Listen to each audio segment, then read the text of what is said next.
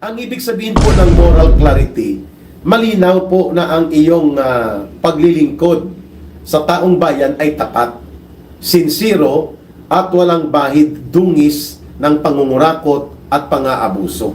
So paano mo po makikita ang moral clarity kay Marcos, sa kay Romualdez, sa mga alipores nila kung puro po issue ng korupsyon, issue ng mga nawawalang pundo, issue ng kawalang sensitivity sa kalagayan ng taong bayan, issue ng political demolition job against the Duterte. That is not moral clarity. That is moral decay.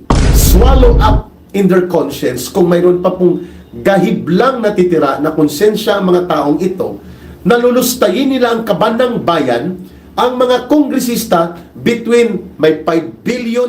Magandang araw po sa inyong lahat. Reaction Update PH nagbabalik.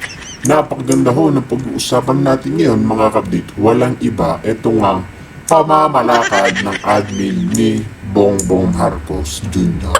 sa ating bansa. Sinabi nga ho dito mga kapdate ni Ka Eric, wala hong moral clarity itong pamamahala o leadership ni Bongbong Marcos, ni Romualdez at ng mga kasama niyang humahawak ngayon sa ating bayan. Dahil mga ka-update, nabubulok na po itong Pilipinas, kakautang, kakataas ng presyo ng mga pamilihin.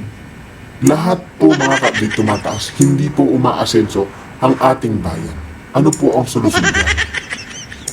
Ang solusyon po dyan mga ka-update, bumaba ang mga alagad ni Bongbong Marcos, pati na rin sa mamumuno ulit itong kampo ni Pangulong Duterte o ni BP Sara at malilinis dyan sa gobyerno at Malacanang pati palasyo. Mga kapatid, totoo naman po ito sinabi ni Ka Eric dito na meron po tayong moral decay. Yan po nga ang mga kapatid, nabubulok talaga itong ating bayan. Sunod-sunod pong kabalastugan ang pinapairal ng admin ni Bongbong Marcos. Lahat po ng katiwalian, hindi po paglilingkod sa bayan, nasa kanila na. Sunod-sunod na po ang mga utang ng ating bansa sa mga kalapit na bansa rin mga kapatid. Pero ano yan, magbabayad dyan mga kapatid, tayo, pati na rin ang mga magiging anak natin, apo, at ang magiging anak pa ng magiging apo natin. Ganyan po yan. Dahil sa tax, tayo po ang mananagot. Bansang Pilipinas o mamamayang mga Pilipino pa rin. Samantalang sila mga buhaya dyan sa gobyerno, mga kapit, namumuhay ng marangya. Masarap ang buhay. Habang tayo naghihirap tayo, trabaho ka ng trabaho, 8 to 5 ka nang nagtatrabaho, kahit na anong oras ka magtrabaho, lalo na kung worker lang tayo, mga kapit, mahihirapan po tayo. Lalo na ngayon, yung minimum sabihin mo ng 700 pesos. Hindi pa rin sapat yan, lalo na kung may anak ka pa nagda-diaper. Hindi yan sapat mga kapatid kung may anak ka nag-aaral. Tanghalian pa lang, hapunan, almusal, di ba? Yung mga pamilihin ngayon mga kapatid matataas, gulay mataas, presyo ng baboy mataas. Mismong ito pa mga malupit yan mga kapatid, yung bigas, pinapalabas lang nilang 20 pesos, pero ang mga naghihirap, yung mga farmers, may nagsalita na po mga kapatid, na pinipili lang po silang magbenta ng 20 pesos. Kasi po yung mga puhunan ng farmers o yung mga nagpapalay mga kapatid, malaki na po. Malaki po ang puhunan nila. Diba? Hindi po sapat yan. Dapat ibaba ang presyo lahat ng ating pamilihin. At sigurado mga kapatid, malaking tulong yun sa ating bansa. Pakinggan po natin na magiging pahayag ni Ka Eric patungkol nga dito sa admin ni Bongbong Marcos. Ilina naron ang ganitong mga talakayan na ating dinidiscuss ngayon. Una, ang ibig sabihin po ng moral clarity, malinaw po na ang iyong paglilingkod sa taong bayan ay tapat, sinsiro at walang bahid dungis ng pangungurakot at pang-aabuso. That is the meaning of moral clarity. So paano mo po makikita ang moral clarity kay Marcos, sa kay Romualdez, sa mga alipores nila, kung puro po issue ng korupsyon, issue ng mga nawawalang pundo, issue ng kawalang sensitivity sa kalagayan ng taong bayan, issue ng political demolition job against the Duterte. That is not moral clarity. That is moral decay. Nabubulok po ang values mo, kaya po magulo ang bansa. Walang patunguhang matamang direksyon at matuwid na mga programa sapagkat nalululong po sa mga personal na interes. Moral clarity means you have a higher moral calling.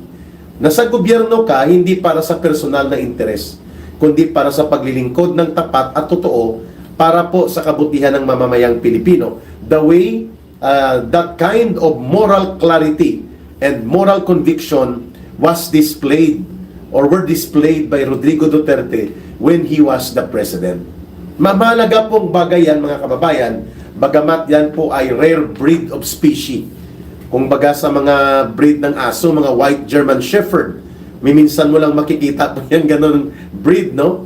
Yung Belgian Malinois Shepherd crossover. Mga breed yan po ng mga aso na nakikita ko sa ilang mga kaibigan ko na pambihirang breed, no? Kaya ang moral clarity and moral conviction po ay rare breed of species po yan kung ang pag-uusapan ay mga politiko at mga opisyal sa gobyerno. Alingmang antas ng ating bansa. But of course, hindi naman po lahat bulok. Pero marami ang naging bulok nang hindi na po si Pangulong Duterte ang nakaupo bilang Pangulo ng bansa. Isa dyan po, ang isang Claire Castro, no? Sayang ang pinapasahod sa kanya, sabi ni Nicolas Bonifacio, butangera, palingkera, palaaway, hambog, arogante, at sinungaling. No, yun po mga katangian ng tinatawag na isang moral decadent or moral degenerate, no? Kung si Ma'am Lorraine Maribadoy pa, moral degenerate, no? Walang moral conviction. Agbo Di Fat. Shout out ka Eric, watching you from Butuan City. Thank you, Agbo Di Fat. Okay. So, yan po ang punto de vista natin. Halimbawa si Gibo Teodoro, wala po siyang moral clarity at moral conviction sapagkat hindi malinaw ang kanyang pagpapaliwanag, palusot ang ginawa niya sa iskandalusong pagkakaroon niya ng golden passport at Maltese citizenship na itinago niya sa taong bayan at later on, nag-reclaim siya o nag-reacquire o nag-renew dahil hindi niya binitawan ng kanyang Filipino citizenship and passport. These are scandalous display of moral decadence. Bulok sapagkat interesado ka pala na manatili na may poder at kapangyarihan sa gobyerno ng Pilipinas, bakit ka bumili ng passport at bumili ng iyong citizenship sa bansa na hindi lang ordinaryong bansa ito. Notoriously known po itong Malta na backdoor and channel for money launderers and other financial criminal trails na gusto mong itago at magtago at may ipatago ka sa Europe. Dito ka dumadaan kasi member ito ng European Union na bansa. This is a European country, no? Ang Malta. This is malapit-lapit ito sa Sicily and Tunisia na mga bansa sa Europe. At ito po ay notorious na kinall out ng European Council of Justice and European Union na pinagbibili nila at pinagbibenta ang kanilang passport and citizenship at upang makakalikom ng pondo at the expense po ng trails ng pagtago ng financial crimes, laundering of money at iba pang kasindikatuhan ng iba't ibang mga nasyonalidad na gustong magtago mula sa kanilang bansa, may gustong itago, may gustong ilusot sa Europe. Kasi you can go anywhere in Europe na basta member ng European Union kung ikaw po ay may citizenship at passport ng Malta or any other European country na member ng European Union. So, that is a very clear, questionable moral status ni Gibo Teodoro. Nagsinungaling, naglihim, hindi tinalakay publicly and transparently at kung hindi pa binulgar sa isang paglalahad ng mamamahayag mula sa Manila Times at naiskandalo siya sa social media, hindi pa po niya sinimulang magbigay ng mga iilang paliwanag sapagkat hindi malinaw kung did he give up, Did he give up the Maltese citizenship and yung kanyang passport? So saan ang certificate of renunciation nito? Saan ang kanyang passport na tinatakan na invalid passport ito? At anong nangyari doon sa 40 million pesos or 60 million pesos equivalent of investment or pera na involved para makabili ka nitong golden passport and citizenship sa Malta? At bakit niya ginawa ito? Sa anong dahilan? May tinatago ba siya? That is a moral clarity question on the part of Defense Secretary Gibo Teodoro. In fact, next to the Executive Secretary, na little president po, like Lucas Bersamin, isa pa yan, no, may moral, wala ding moral clarity ang taong ito. Inappoint niya ni Pangulong Duterte bilang Chief Justice, bilang pinuno din ng GSIS, mataas na posisyon sa GSIS, mag-retire niya from Korte Suprema, and yet ngayon siya ay isa sa mga attack dogs ni Marcos upang sirain ang political legacy and good governance record ni Pangulong Duterte, no? Mga walang utang ng loob. That is not a negative connotation. Utang na loob does not mean that you will be beholden forever doon sa tumulong sa iyo. But utang na loob shows your character and integrity, that you know how to appreciate correctly yung mga taong nakatulong sa iyo at wala namang ginawang masama sa iyo, mabuti ang ginawa, subalit winawasak mo. No? That is why, yan ang context ng walang utang na loob na uri ng tao. And that is also a moral degenerate, mga kababayan. Kaya natin pinag-uusapan ito sapagkat it is not just an ordinary scandal, itong involvement ni Gibo Teodoro sa iskandalo ng sindikato type na passport at citizenship sa Malta. And yet, kapit-tuko pa rin siya. Hindi nagre-resign. At tinuturo niya na ang timing daw nito ay dahil nagsusulong siya ng agresibong kampanya dyan sa usapin ng South China Sea, West Philippine Sea. As if ang kanyang pinapatungkulan ay inoperate siya ng China. Regardless of that, granting that there may be, pero malabong patulan ng China ang ganyang style ni Gibo, but granting as it may be, it does not eliminate or extinguish na mayroon pong moral decay and questionable integrity si Gibo Teodoro sapagkat nagdaya siya eh. Mantakin mo, may kumakalat pa na dokumento ngayon na nag-reapply siya ng kanyang renewal of Philippine passport habang siya ay mayroon pong possession ng Maltese passport at citizenship sa Malta. So, ibig sabihin ba nakabili siya, nakakuha siya ng passport at citizenship while hindi niya ginigive up ang kanyang Filipino citizenship? That is also pandaraya on the part of Gibo Teodoro doon sa Malta government, mga kababayan. Sapagkat you cannot be given a citizenship unless you first give it up, the previous citizenship, and then you reacquire it later on if you are validly and you are given an affirmation na mayroon ka ng new citizenship and new passport. Then you reacquire through naturalization again. Pero hindi, reapplication ang ginamit niya. 2016 December, nagkaroon siya ng passport at citizenship sa Malta at 2017 May, nag-reapply siya ng Philippine passport. Ibig sabihin, nasa posesyon niya ang pasaporte niya na Pilipino pa rin siya at Pilipino pa rin talaga siya. And that is an immigration issue and a violation of some important immigration law na dapat ipaliwanag ni Gibo Teodoro. At habang nagpapaliwanag siya, dapat mag-leave of absence siya kung hindi niya kayang bitawan ang defense portfolio position na napaka-lucrative, napaka-poderoso at napaka-sensitibo sa matters of national security and defense ng buong bansa. Mantakin mo, may iba pala siyang loyalty at interest outside of Philippine sovereign interest at tapos siya ang uupo na foreign defense, ng defense secretary. Nakakatakot po yan, mga kababayan. And ito po ay nagbubukas ngayon ang passport for sale and citizenship for sale sa Malta. Sino pa ang mga politiko?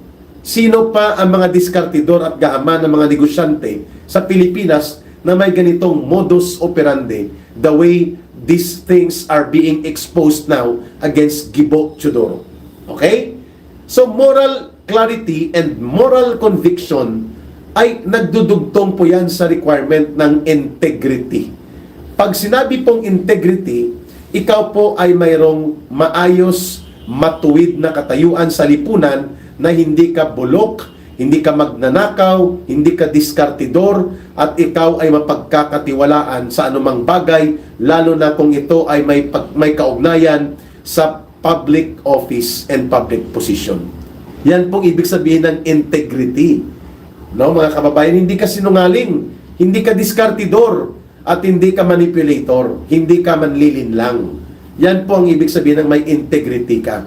At kung titingnan mo, halos lahat ng gabinete at mga opisyal ni Marcos ay ganun po ang kanilang katayuan. Walang moral clarity, walang moral conviction na tama, at walang integrity. Ayun. Kasi nagmumula po ang ganyang kalagayan ng kanilang sitwasyon mismo kay Marcos. Mantakin mo sasabihin niya, well, what compels me? What law compels me that I must undergo hair follicle drug testing? What? Para saan? Anong batayan? Sasagutin natin si Ginoong Marcos tungkol dyan. Yan ay legitimate and moral clamor of the Filipino people kung saan hinihiram mo ang iyong kapangyarihan bilang Pangulo ng bansa. You owe it to the people na mag-undergo ka ng confirmatory, scientific, transparent, and credible hair follicle drug test sapagkat hindi po umaalis ang limatic ng issue at iskandalo that you are involved in drug substance abuse, particularly sa cocaine.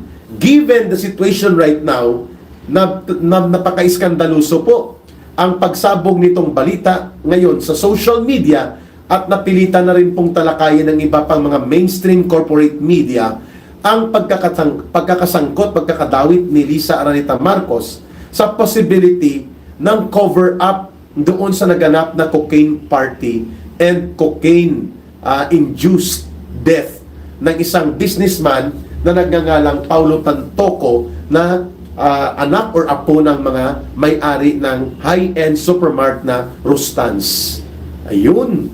So, kung may ganyan palang mga kaganapan that your wife is believed and allegedly was there in an ongoing cocaine party session and may namatay pa sa cocaine-induced na epekto sa kanyang puso, ay iniimbestigahan ngayon po ito ng mga otoridad sa US police and anti-crime authorities investigators.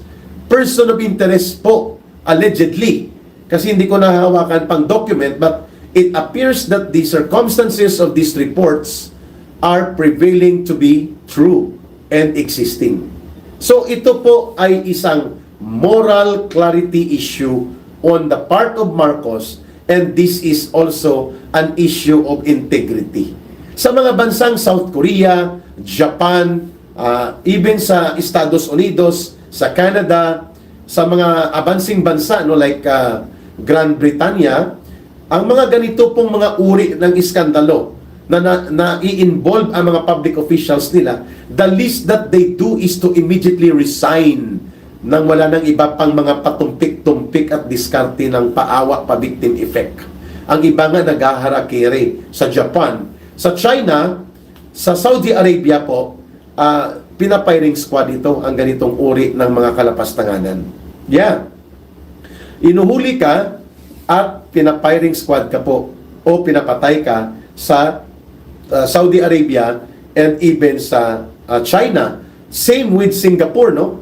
Hindi ka pwedeng lumusot doon kung may ganito kang mga iskandalo. At kapag ginawa mo ito while you are in public office, matindi po ang kaparusahan yan sa mga opisyal ng gobyerno sa Singapore if they are involved in issues or on issues related to moral integrity and moral conviction involving their authority and power exercising their functions as public officials or government officials. Mabigat po yan.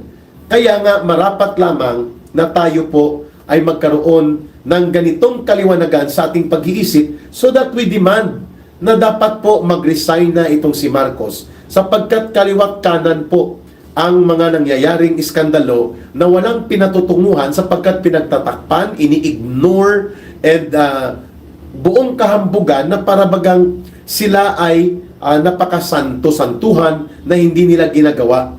No, nakakalungkot ang ganitong uri ng kalagayan ng mga values and question of integrity na mayroon po ang ating mga public officials. No, mga kababayan, that is why the people need to demand, need to fiscalize, and we need to speak up, and we need to voice out.